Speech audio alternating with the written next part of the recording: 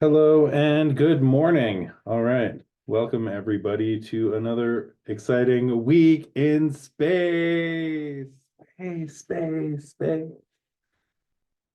I'm your host with the most, Jonah Emerson Bell, or the Blind Stallion Space Wizard, and I am here to bring you your weekly astro weather. So welcome on in. Come on in, have yourself a nice morning beverage or evening beverage if that's where you're at.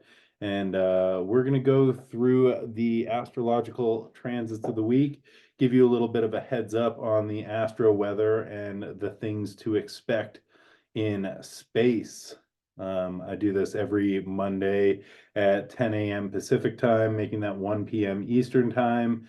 And we spend about an hour talking about the weekly astro weather forecast. You can also find me on the AstroStar Live app. I post this on YouTube. If you're not able to catch it live, it's also in my whatever it is on Instagram. And you can find me on Instagram at Blind Stallion Space Wizard. And yeah, this is my kind of offering to the universe, one of my offerings to the universe, to, sort of go over what's going down in space, in order to kind of give people a heads up, know what to expect, help us to come into better relationships with the archetypes and their relationship to each other, how that relates to us. And one of the ways that I look at astrology is that we are kind of co-creating our universe. So what is happening inside us is also happening in the greater bubble of the cosmos, and what is happening in the greater bubble of the cosmos is also happening in us. And as we do our own inner work and come into alignment with our unconscious, alignment with our emotions, alignment with our authentic self, I think that's also creating ease in the universe, right?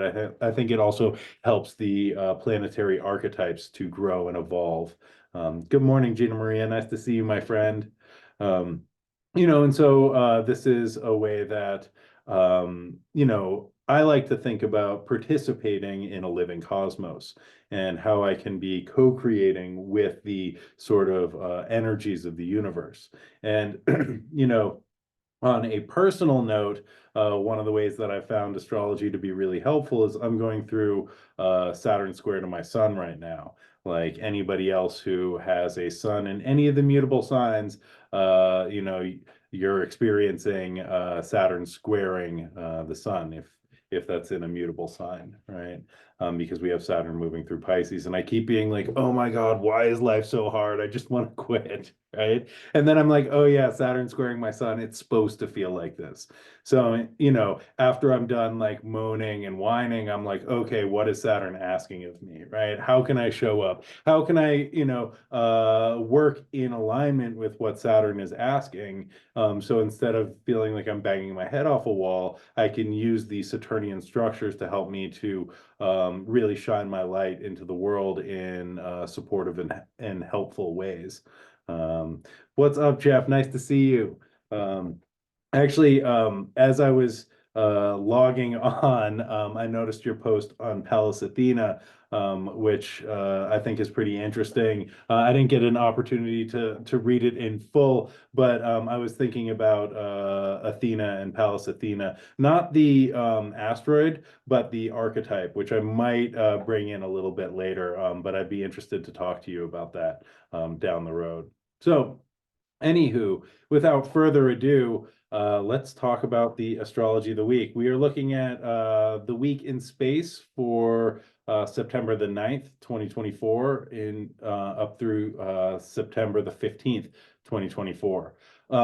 Next Tuesday, September the 17th, which is a little bit out of our scope for today, but I want to give you a heads up, and we'll definitely be talking about this next Monday. On September the 17th, we're going to experience an eclipse at 25 degrees and 41 arc minutes of the mutable sign of Pisces.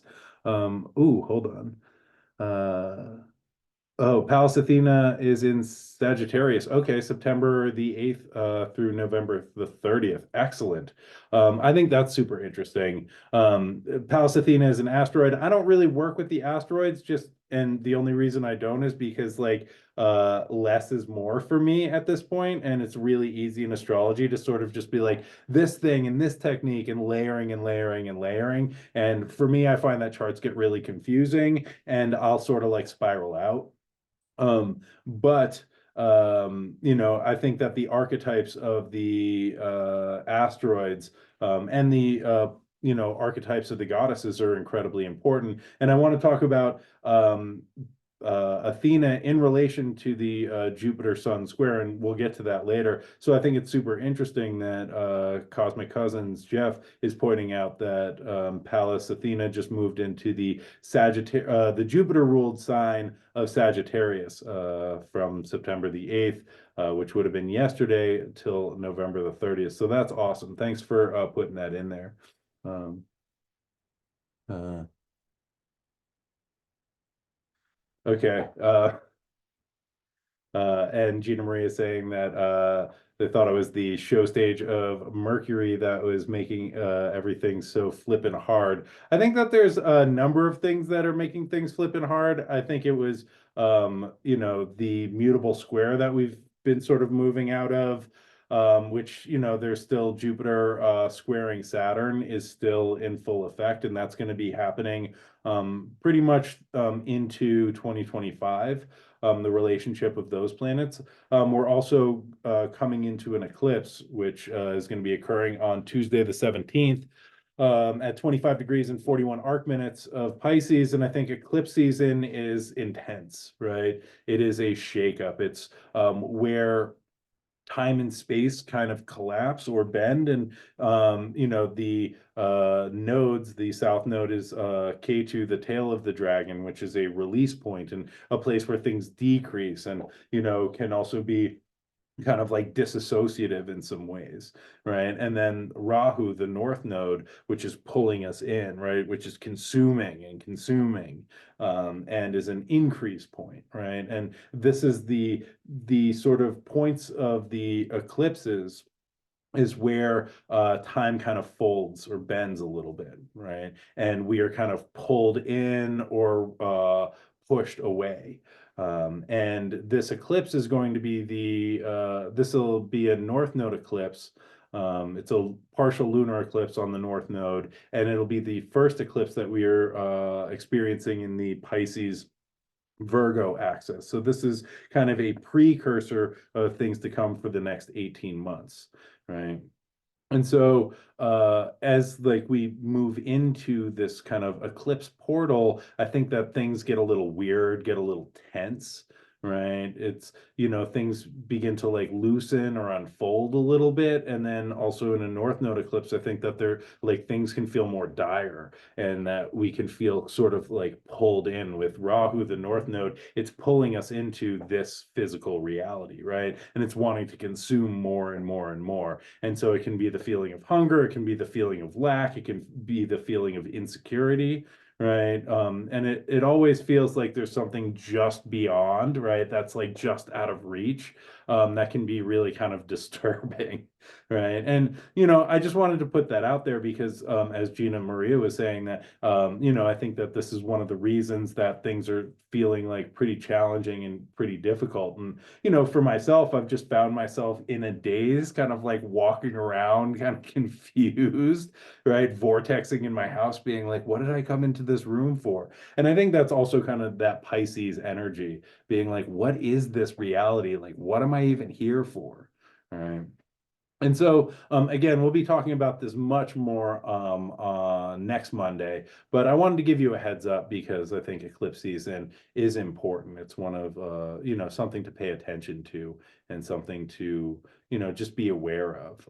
Also, one of the things that I will say, just from a magical perspective, is I do not, and people are split on this, but this is my personal take. I do not recommend doing magic around the eclipses because or on the eclipses, and because there's a lot of energy that comes in during an eclipse, and it can be really unpredictable. And I've heard it described as sort of like sticking a fork into an electrical socket, right? or sticking two wires in to try and charge your phone, it might blow up your phone, right? If it's not stepped down correctly. And that's one of the things that I have sort of observed is that eclipses are unpredictable. North nodes can bring too much, south nodes can bring not enough, or things that are unformed. So I think that they're good times for silence and prayer and contemplation, fasting, doing spiritual work, but not a great time necessarily for putting one's will into the world and being like, this is what I want to make happen. Right. Because the things that were like, I want to make this happen, might unfold in really unpredictable ways. So I'm just going to put that out there because that's my personal opinion. I know people who really like doing eclipse magic, and I support that. But for me, I'm like, you know what? I try and stay quiet. I try and fast. I try and like be in contemplation, and I'm not gonna like put out like, oh, this is what I want and this is what I'm trying to make happen because I don't know, unpredictability can be weird, right? And then we're left with something that we didn't intend that then we're dealing with. And I'm not at that point in my life. So that's my 2 cents on it. Anywho, let's get back to the astrology of this week. So starting today, Monday, September the 9th, Mercury enters back into Virgo. Mercury will be in Virgo until September the 26th. Mercury rules over Virgo. It is the nocturnal or receptive Earth sign that Mercury rules, right? As opposed to Gemini, which is the diurnal or active air sign ruled by Mercury. So just a little recap, Mercury entered Virgo back on July the 25th and then stationed retrograde at 4 degrees of Virgo on August the 4th, and then retrograded all the way back into Leo on August the 14th, and then they just stationed direct a week or two ago. And now like all the books that I ordered that were lost in the mail are starting to be delivered, which I think is really funny. And just a quick story, like Mercury was retrograde, and I was like, what could it hurt? I'm just ordering books, and then they totally got lost, and have been just I've been checking tracking numbers, being like, where is it? Sending emails, being on hold, and finally now that Mercury's moved back into Virgo, they will be delivered, I think. If not, whatever. But even astrologers mess up where I'm like, what could possibly go wrong, right? I'm just ordering a book. And it's also I'll have to say, I think it's nice to sort of make these sacrifices, right? And for me, it's a way of like giving my mind something to chew on, right? Where I can be like, where's that book, right? Which is kind of a safe thing to put my obsessive energy into. But as like dealing with a Mercury retrograde, right, and like these times of chaos, right, when things don't go according to plan, it's nice to have a sacrifice that you're like, cool, like this can be all messed up because this is of little consequence. Instead of being like, oh God, I have to make sure that like everything is right and I have to back everything up and like make sure everything's perfectly organized and can't buy anything, can't go anywhere, and just giving over a sacrifice and being like, cool, here's something that can be totally jacked up for the next couple weeks. Like that'll be kind of funny and mildly annoying and give me something to focus on and sort of ruminate about. And maybe other things can go a little more smoothly in other areas because there's already this sort of like sacrifice to the chaos of retrograde. Right. And so now Mercury moves into Virgo where they are at home. They have all their stuff, right? And they have a sense of empowerment, right? And one of the ways that we can think about Virgo is gathering and systematizing information so it can be put to practical use. Whereas Gemini is like little bits from all over the place, right? Virgo is being like, okay, what is important, right? Let's put this in a system. Let's make Wikipedia about it, right? And another way that I think about Virgo is about digestion, right? So how do we digest all of the thoughts, all of the information that we are taking in, you know? And Virgo also rules the guts, which are separating out nutrients from waste, right? And the waste will be eliminated during Scorpio season, right? And um, I think that Virgo, right, has like this element of discernment. So it is kind of taking what is usable and what is meaningful and what is sustaining and extracting that, right? So if we're thinking about Virgo season and all the maybe information that we have gathered, and man, there is a lot of information going on this year in this world, right, through all these devices. And I think Mercury and Virgo is being like, okay, what is actually important right now, right? What are we like? How are we digesting this? And in the body, we have like various ways of digesting food, right? It comes in through the mouth, we chew it, we masticate it, saliva comes in, breaks it down, it moves into the GI tract, right? Where it's further broken down into smaller and smaller pieces that can be used in the gut.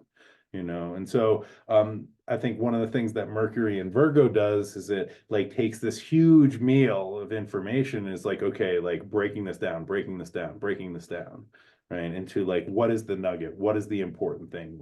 How do we categorize this information? Where am I getting nutrients, right? Mental nutrients from what I'm taking in. And I think that Mercury, if we're talking about one of its jobs, is intelligence. And in the earth sign of Virgo, that intelligence is the bodily intelligence.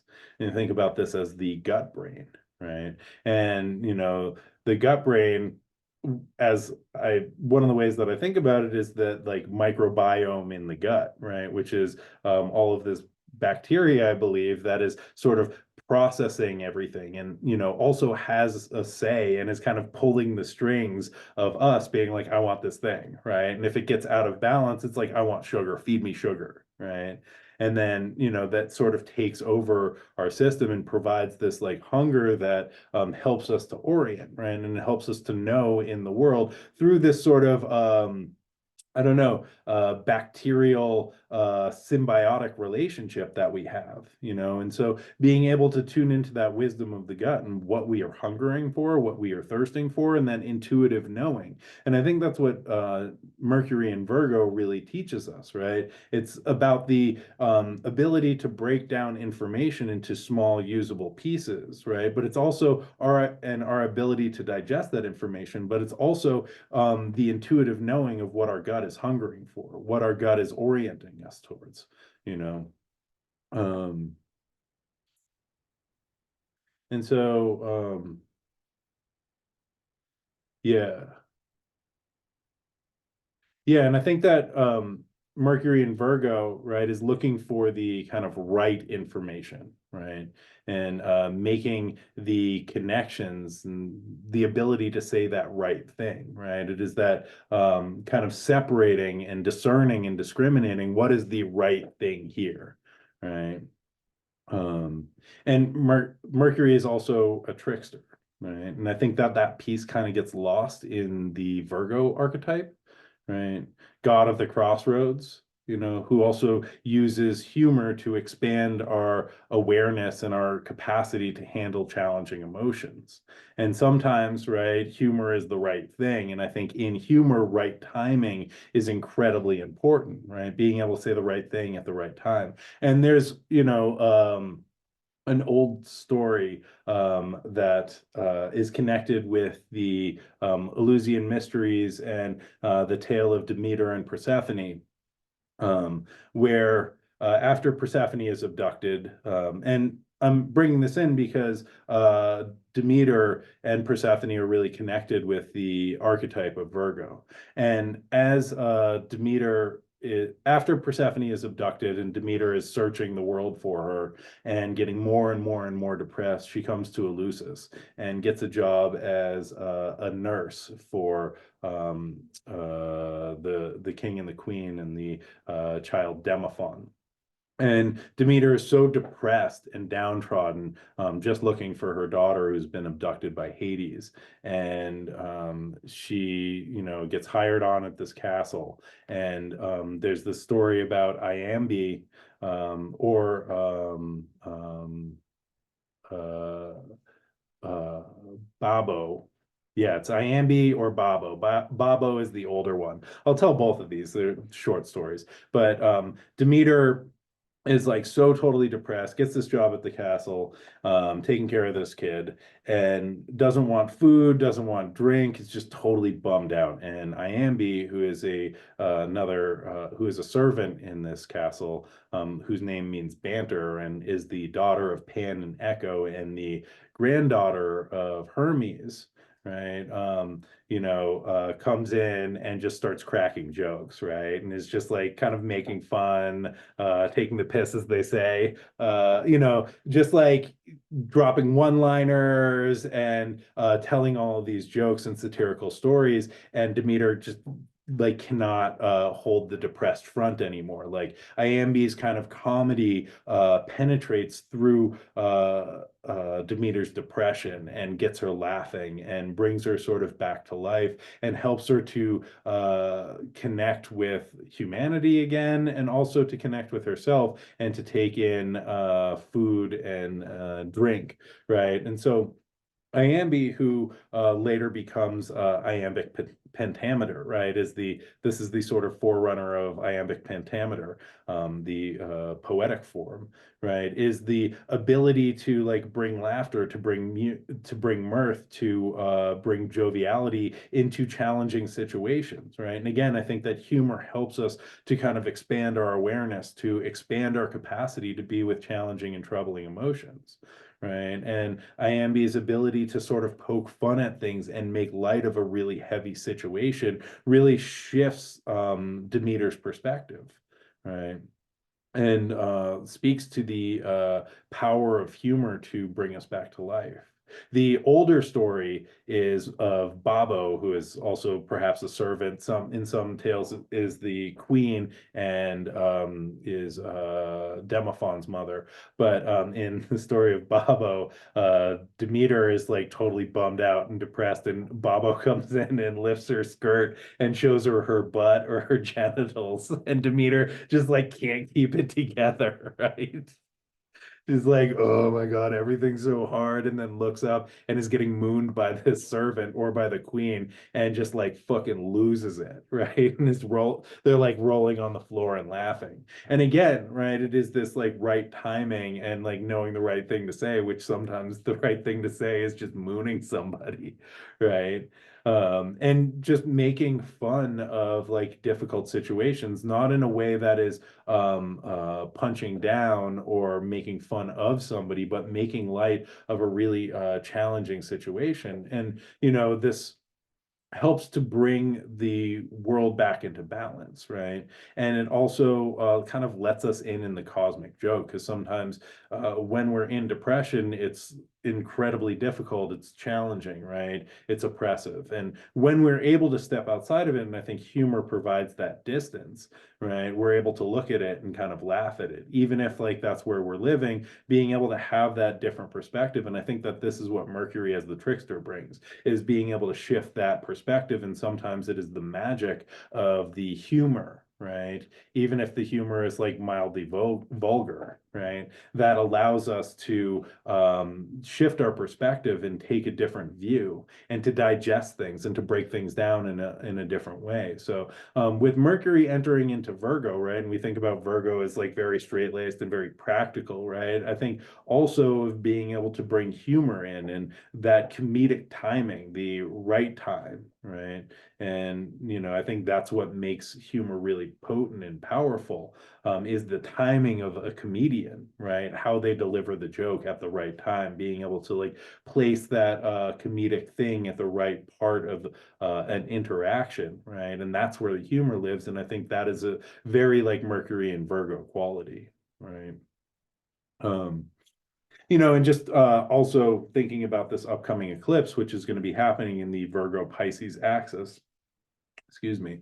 Um, I think that Pisces is about like the magic of the unseen world, right? Or the vision, the dream. And Virgo is bringing that down into our physical reality through ritual and practice, right?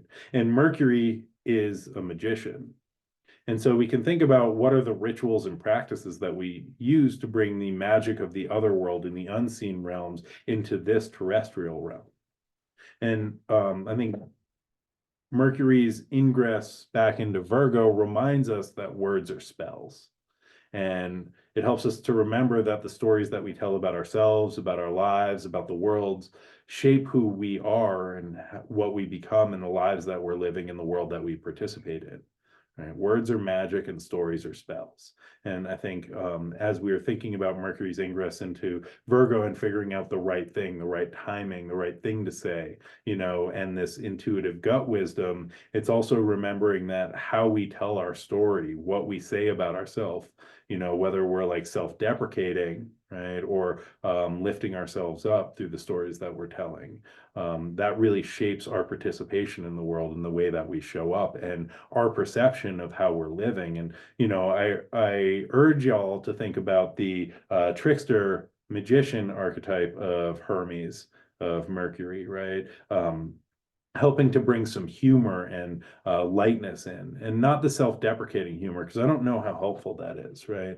But a humor that feels empowering and not putting other people down, right? But that opens space in the world through making light of, right? And I think that helps us to reorganize the way that we think about things, right? If it's like always so hard, then it's going to always be so hard, right? And if it's funny and whimsical, then it can be a little lighter, right?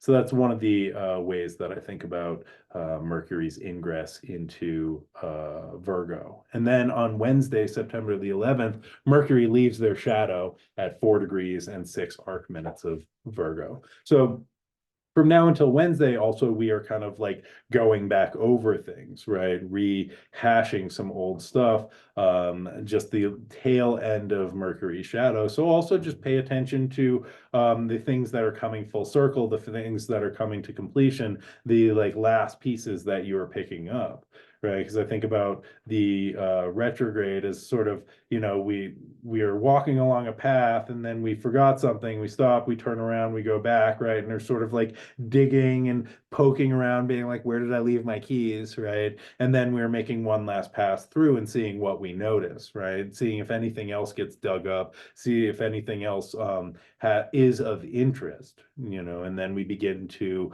take new steps into the future. And I think as Mercury leaves their shadow on Wednesday, September the 11th, in the sign of their domicile in Virgo, they have maybe like a little bit of a pep in their step, right? They're moving forward, stuff's happening, they're at home, right? And so I think that there is great ability to sort of begin making new connections, right? And moving things forward in the mercurial sphere of commuting, commerce, and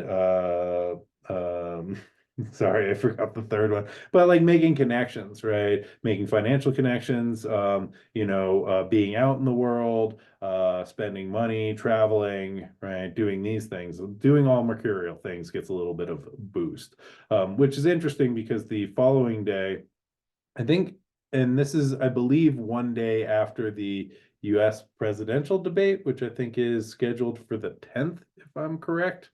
Anywho, on Thursday, September the 12th, we have the Sun in Virgo squaring Jupiter in Gemini.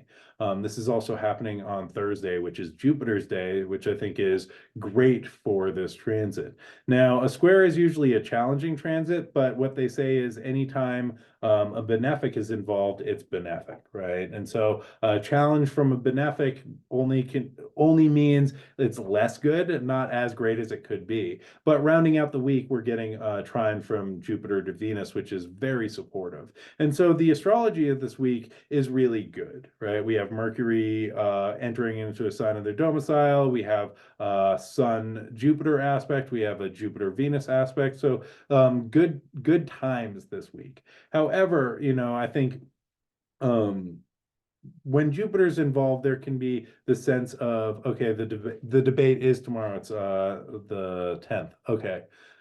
Interesting, And so I think with the debate, I think that there's going to be a lot of information, right? And there's going to be a lot of needing to discern and separate and fact check, right? And it's just a thought that I have. But this week, right, we're getting a lot of really good astrology, and I think that this is an awesome time to come back to ourselves, to live with ease, to appreciate the good things and the places where it's easy and the things that are going right. And I think this is kind of like a port in the storm, a moment of being able to be like, right, we have eclipses starting next week. We're coming off this really challenging mutable T-square. There's a lot of tension in the world. There's a lot of tension in space, and just being able to like take a break, take a rest, allow things to be easy and allow things to be good. And when I say allow things to be easy and allow things to be good, that doesn't mean being like, oh, great stuff should be happening, or like, I'm not getting enough out of this, right? Or I need to work harder, right? I think that's like, for me, those things come up and I'm trying to identify them as like internalized capitalism, right? Maybe it's enough to just be here and be like, oh man, the sun's shining, and that feels pretty good. And that's one of the ways that I'm kind of thinking about these transits that are happening all throughout the week, right? And just allowing ourselves to be in the right place at the right time, allowing ourselves to feel good and to really tap into the sense of ease that we are receiving. Um, um, so with the sun, okay, on Thursday, Jupiter's day, that's the 12th, we're getting the sun's in Virgo squaring Jupiter in Gemini at 20 degrees and 10 arc minutes of those mutable signs. So, I think that the sun in Virgo wants to be of service, right? And Jupiter, abundant benefic, is just like give and give and give and give and give, right? Which can be great, but also like watch out for depletion, right? This is a great transit because I think it brings a lot of energy, right? It brings sort of a sense of like empowerment, a sense of well-being, but also watch out for like too much. Anytime that Jupiter's involved, there's the danger of too much, right? And the square again is a tense aspect. So it's these two planets at cross purposes, the sun in Virgo, which is like, I want the right thing, right? Or discerning, and Jupiter and Gemini, which is like more, more, more, right? Have you read this? Watch this, listen to this, right? And so, both Jupiter and the sun are in Mercury ruled signs, right? And so we also have this trickster energy. And again, I think being able to think about Iambi or Babo, right? This like humor, the right time for the humor. The like the comedic interlude, I think, is really important this week. And maybe that's just me, but I think that humor is always pretty beautiful. But, where the sun in Gemini is trying to find the right information, the sun in Virgo is trying to find the right information. Jupiter in Gemini is just more information, right? And it can be really challenging to find the right information when Jupiter keeps expanding the search parameters and dumping more data in our laps, right? So this is this tension between like that real discerning laser focus of like, this is what I'm trying to do, and Jupiter being like, but more, right? Here's all this stuff. Have you read all these books, right? Um, and so one of the things that I found is that the like big transits with Jupiter and Gemini, like the Mars conjunct Jupiter a couple weeks ago, was like I was like locked in my phone, right? And just like vortexing into my phone, looking for like more information and looking for meaning, right? I think that there's the like when I feel kind of unsure about the world, I'm like, oh, I need to like take in more information because that will help me to understand. And if I understand, then I'm safe. And that's sort of my thought process, right? It's like if I read more articles, then I will know what's going on. If I look through more internet posts or like doom scrolling, I will know what's going on, and then I'll be safe, and then I'll be okay, right? And I think that Jupiter and Gemini is like trying to sift through all of this information to make meaning of this like really weird world at this very strange time that we are living in. And the square to that, the sun in Virgo, I think, is again looking for that right information, and is trying to like looking for purity and clarity, and um practicing meditation or like tuning out all of the noise. And so I think that there's this tension between this like present moment awareness, right, and the like tuning into the self and the inner knowing and the gut wisdom of Virgo, and that sort of clarity and purity, and the hunger for information to make sense of the things that are playing out, right? And so I think that's one of the things that we might notice in this square during this week is like part of us being like, oh my God, like I need to like be on the internet. I need to be like engaging with people. I need to be sort of like really in this. And the other part that's like, I need to sort of connect with myself and pull that energy back in, right? And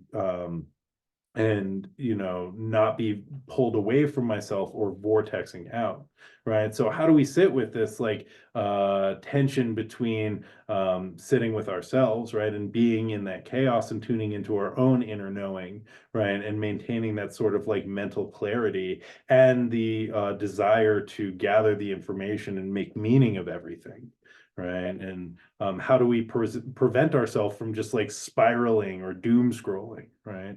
And that's a question that I have for myself. And I'm trying to do less of the doom scrolling, or like having that in maybe like organized pieces in a very Virgo type of way, right? Um, I also think that the sun squaring Jupiter is a very lucky transit, right? So this can be very helpful. This can help us tap into our energy, our mental energy, our ability to communicate. I think that the sun in Virgo helps us to choose our words wisely. Just watch out for like overinflation, right? Jupiter is like more, right? Or this is great, or excess, right? Um, And I think that Jupiter can cause us to bite off more than we can chew, for better or for worse, because this might help us to do things that we didn't think we were capable of, or it might cause us to start projects that are like really big that we're like, oh man. Ooh, yeah, and Gina Maria is saying try hope scrolling, which I'm gonna think about what that could look like. For me, I think hope scrolling looks more like meditation and less electronic devices, right? Or like walking outside and looking at trees.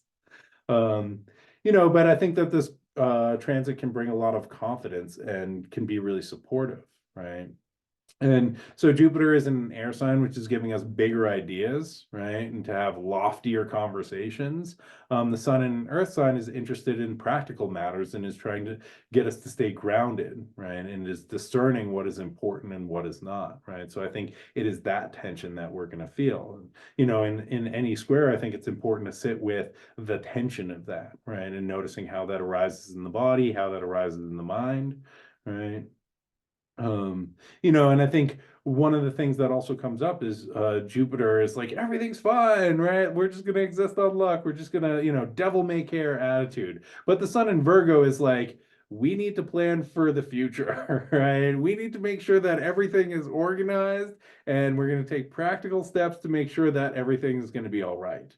And Virgo is a sign associated with the harvest, right? Deciding what to keep, deciding what to leave behind, right? Again, digestion, what is going to be eliminated and what is going to be used as nutrients, right? And I think that part of the mutable Virgo archetype is preparing for the winter, right? Is harvesting things and preparing for the winter. And Jupiter is like, harvest party, let's eat it all, right? Tomorrow may never come. And again, that is another tension that we might see in this transit, right? And I think that the sun in Virgo is maybe working very hard to make sure that the harvest is going according to plan and that everything is working just right. And then Jupiter comes in, gets drunk, and just like wants to give it all away. And so, that tension between generosity, right? The generosity of spirit and the generosity of the moment, and being able to like really enjoy ourselves, right? Especially with this like benefic influence, and then also how to maintain something for the future, right? And to stay on the path. Okay. Um, um, so the last thing that I want to talk about with this transit, and then I promise I'll move on, is Virgo is associated with the Virgin archetype, right? And so a couple of the Greek virgin goddesses that I thought about is Hestia, right, who is the goddess of the hearth. And this is the fire at the center of the home where people come and congregate, right? And we can think about this also as the fire at the center of ourself.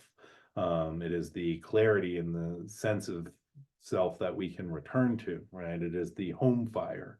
Right. And I think that with the square from Jupiter and Gemini, right, it's like having that home fire and then lots of people coming by and being like, hey, come party with us, right? Or like, come talk to us.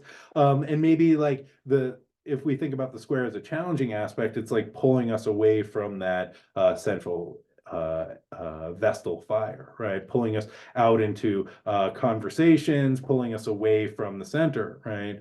Into like bigger and bigger conversations and congregations, which, I think if we're activated, right? If we're activated around politics and we get pulled into conversations, that can take us away from that home fire and that central fire. And I think one of the ways of integrating this square is trying to welcome people, right, to congregate around that fire and share in supportive ways, right? Instead of getting pulled away from our central fire into sort of murky, like conversations that are, away from that alignment.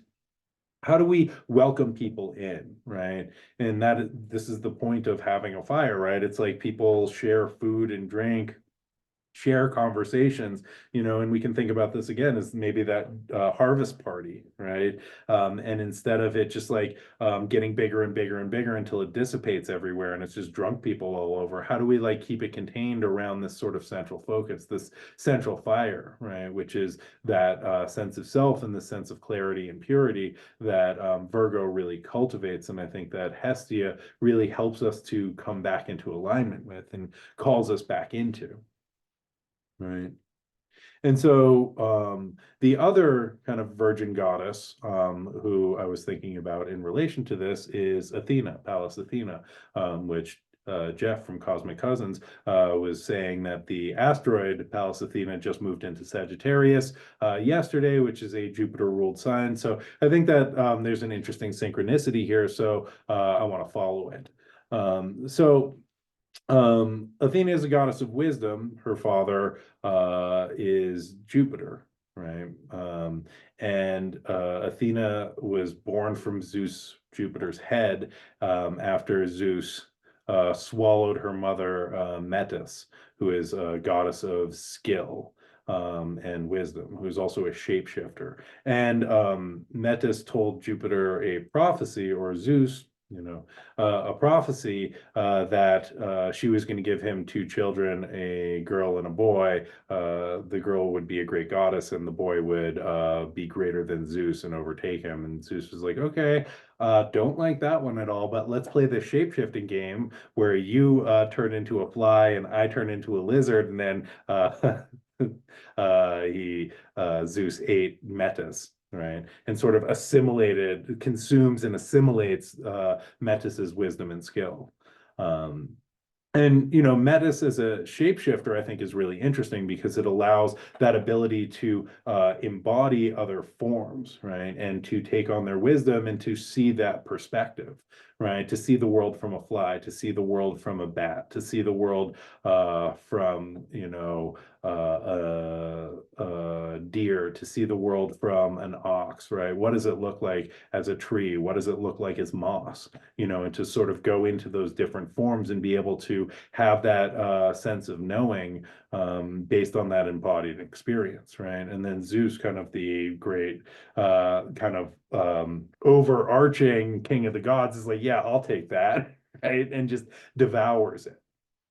Right. And I think that this speaks about Zeus like consuming wisdom, right? And assimilating, right? And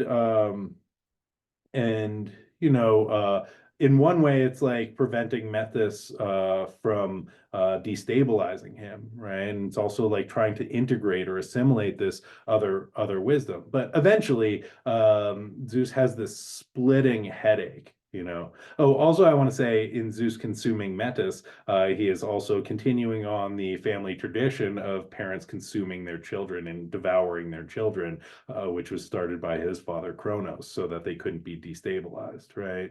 Um, and I think that there's like the sense of kind of like assimilating or extracting that Zeus participates in, maybe like appropriating by just like, and maybe Metis was like another culture that the Greeks were like, cool, we'll just take that, right? And we'll just take your goddesses and just assimilate them into our culture because that's what we're doing, you know?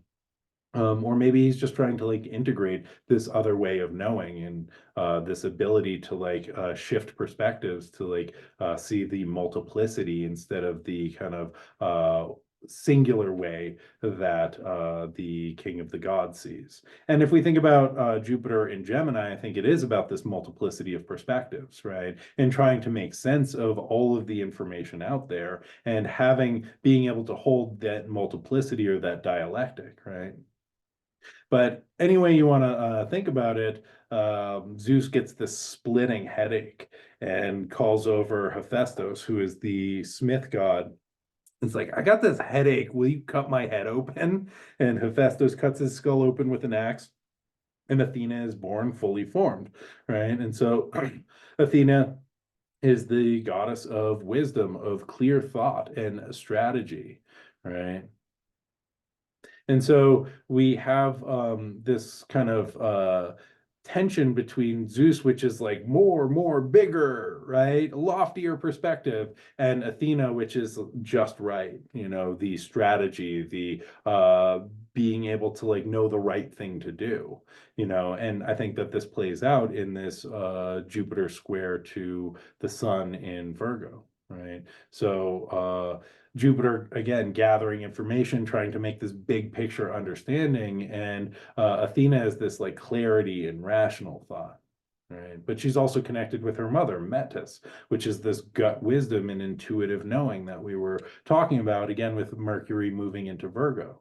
And so the wisdom of the body and that knowing in our bones. Right. So the square, I think, is asking us to integrate these two parts of ourselves, the rational and the intuitive, and being able to hold both things. And we can think about this as left brain and right brain, right? Rational and intuitive, mental and physical. But I think that these are really spotlit during this square, and figuring out the ways to hold both of these, right? And the kind of having the gathering of information and seeing things from multiple perspectives, and then making a decisive decision based on our intuitive knowing, right? And our wisdom and our clear rational thought.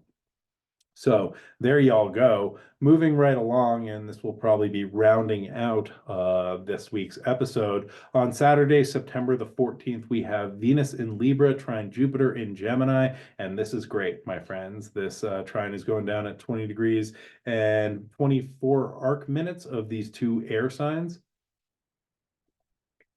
So trine occurs between elements, right? So air to air, here, Libra and Gemini. And it is a harmonious and flowing aspect, and is said to be an aspect of Jupiter, right? Or is an aspect that is related to Jupiter. So, I think that this provides a sense of ease and a sense of support, right? There's like a harmonious energy between the greater and the lesser benefic.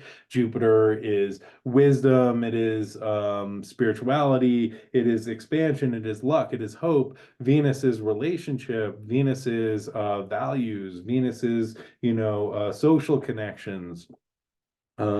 Venus is, what is beautiful, right? So there's the opportunity to increase what is beautiful, increase what is pleasant, you know, and I think that this is a great time for this, right? We have Venus in rulership in Libra, right? And then Jupiter in detriment in Gemini. However, right, we're thinking about the Libran scales and the Gemini twins, right? I think that Venus in this powerful position in Libra is maybe helping Jupiter to balance out that twin energy, right? Holding both things, and I think is helping us to come into a sense of balance with, with like work life, or self other, or community and alone time, right? In meditation and doom or hope scrolling, right? Whatever those things that we're holding or juggling are, I think that this transit gives us an opportunity to find that balance point. And if we do find that balance point, I think it's really important to take that in and to notice that and to really sit in that and to like receive it and let it kind of like soak in, right? And maybe penetrate to the gut level so that becomes an intuitive knowing of, oh, this is what it feels like when I'm in balance, right? This is what it feels like when I'm connected to that Hestia fire in alignment and things are in balance, right? And they're not always going to be in balance, right? This is part of the world. We're always being sort of grabbed by the planetary energies and shook around. However, if we can find that balance point in the scale and really take that in and know, okay, this is what it feels like for me when I'm in alignment, when I'm in balance, I think it's incredibly important, because as we are being sort of like shifted around through the sands of time or whatever, and we can hit that point of alignment and we're like, oh, I know what that is. That's the feeling of being in balance. Let me like hold on here. Let me like make a little space here. Let me see if I can set up shop in this balance point for a minute. And I think that that can be really important. And we know that through having a felt sense, right? And I think that this transit brings a sense of ease and grace, right? And so it's an air trine, right? So we're thinking about thought, right? Communication, how we communicate our values, being able to have conversations that make us feel good about ourselves, right? That bring us into connection with other people in ways that feel supportive and beneficial, right? And I think that it will also bring some clarity of thought, right? Maybe some understanding.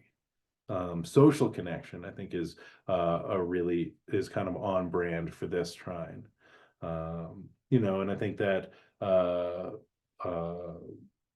Venus in Libra is a very social creature, right? Venus loves people and Jupiter loves to party, right? And Jupiter is in a Mercury ruled sign of Gemini, right? Which also loves making connections and talking with people, right? So this is a great time for going out with friends, right? Talking to people that you like, socializing, making connections, right? This also might be just a little vacation from the grind. And I think that's important also, right? And to just allow yourself to feel into that sense of ease, right? What it feels like when you're not struggling, what it feels like when the boot is lifted off your neck a little bit, if you're in that position, and to notice, okay, like this feels good. All right. And allow that ease, to think about how do we cultivate more of that ease in our life. Um, on the flip side, Jupiter and Venus can bring laziness, right? And if that's the case, I think fucking that's great. Roll with it. If you're feeling lazy and you don't want to do anything, I support that. And I think that you really deserve to hang out, to treat yourself, to do what feels good.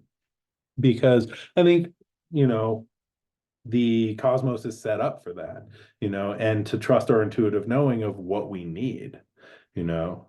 Um, it's important also to note that, like, because this is a very benefic transit, right? Jupiter and Venus, the two benefics, in a very harmonious aspect, there can maybe be a sense of like, oh, I need really great things to happen, or like, why aren't great things happening to me? And I don't think it works that way, right? Great things might happen, but also the great thing might just be a sense of ease, right? And being able to notice where it's working, right?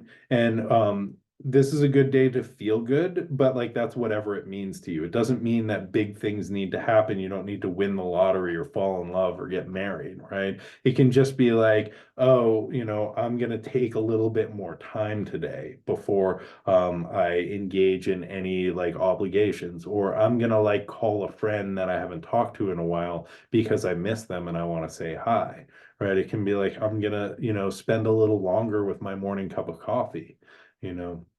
Um, just because there's good astrological weather doesn't mean that it's going to like feel good, right? Or be great.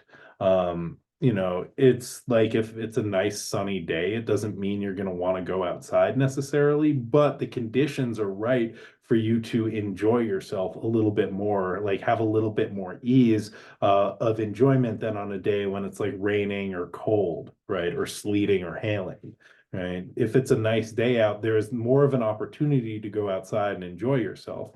And so I think that this is what this trine is. It's like good astrological weather. So it's an opportunity to enjoy yourself. And if you're not feeling it, that's okay. But see if you can feel the ease wherever you can. And if that means like, I want to stay in bed and sleep all day because I've been working really hard, more power to you. And don't feel bad about that because that's what you need. However, I will say that there is the potential for connection with other people. And again, Venus loves to socialize, right? So if there's an opportunity to go hang out with people that you like, right, or bring a little bit of joy in through connection or through interaction, like go for it. And if you're not feeling that, don't feel bad about it. Do what feels good. And I think what's really important about this transit is it provides the opportunity to bring joy to yourself and to others, right? And so just notice the places where there's ease and things come easily, right? And there's so much stress that's going on in the world. Any place that we can find ease are super important, right? Any place that we can find joy, I think, is really important. Right. So just allow yourself to be in the flow and allow yourself to tap into that sense of joy, whatever that looks like to you, and to maybe share that with other people if you can tune into it a little bit, right? Whatever that looks like to you. It doesn't have to be a big gesture. It can just be like smiling at somebody, right? Or tipping somebody, or, just taking a walk in the woods and like feeling good about yourself and allowing yourself to cultivate that and to bring that into your interactions throughout the rest of the week. So with that, my friends, I will bid you a fond farewell. Thank you for tuning in to my weekly astro weather forecast. Again, I'm Joan Emerson Bell. I'm an astrologer, and maybe soon to be therapist. Um, I'm also an advisor on the AstroStar Live astrology app. You can find me there. You can book readings with me there. You can DM me for readings. I'm Blind Stallion Space Wizard on Instagram. You can also find me through my website, Camp Wizard Camp, or check out the replay of this on YouTube at Camp Wizard Camp on YouTube. I also do a weekly, well, it was a weekly astrology themed radio show called the Melee Report, which you can find on SoundCloud. I'm Camp Wizard Camp on SoundCloud, which is the astrological transits of the week set to music. And it's a radio show where I'll play a couple songs dedicated to one of the transits, and then I'll talk about why I played those songs and the relevance that I found in that. I like to do that once a week. It is a passion project for me, and I've totally fallen off because I've gotten really busy trying to finish my internship. But never you fear, it will be back. I might just be taking all of September off, and I apologize. And if you're one of my patrons, I apologize, but I don't know, I've been doing this for like 4 years or 5 years, so cut me a little slack, please. And I will be back at it as soon as I possibly can. But there's just a lot going on, and I don't want to burn out. So I just wanted to put that out there. But in the not so distant future, I will be back on the radio spinning all the platters that matter to help you navigate the week in space. But until then, keep tuning in to this program. I do this every Monday, 10 a.m. Pacific time, 1 p.m. Eastern time. Also, I'll be at the Astromagia conference next week. So if you are interested in learning more about astral magic, check out Astromagia. It's a pretty amazing conference put on by J.D. Kelly, a bunch of phenomenal astrologers giving excellent talks, dropping a lot of astrological wisdom and the ways that astrology can be operationalized for magical purposes. And this is one of the things that has really deepened my knowledge in astrology, my connection with the archetypes, and has really shifted the way that I think about the world as a living, animate universe that we are participating in. So I don't know. If you're interested in astral magic or astral magic curious, I highly recommend checking out the Astromagia conference. You can find them online, on Instagram, all that good stuff. So that being said, yeah, thank you all for tuning in, and I hope you all have a very pleasant week in space. And yeah, feel that ease, cultivate that joy, tune into your inner alignment, and share the joy in the world however you can. And I will see you all next week, same wizard time, same wizard channel, to talk to you all about the upcoming Pisces eclipse.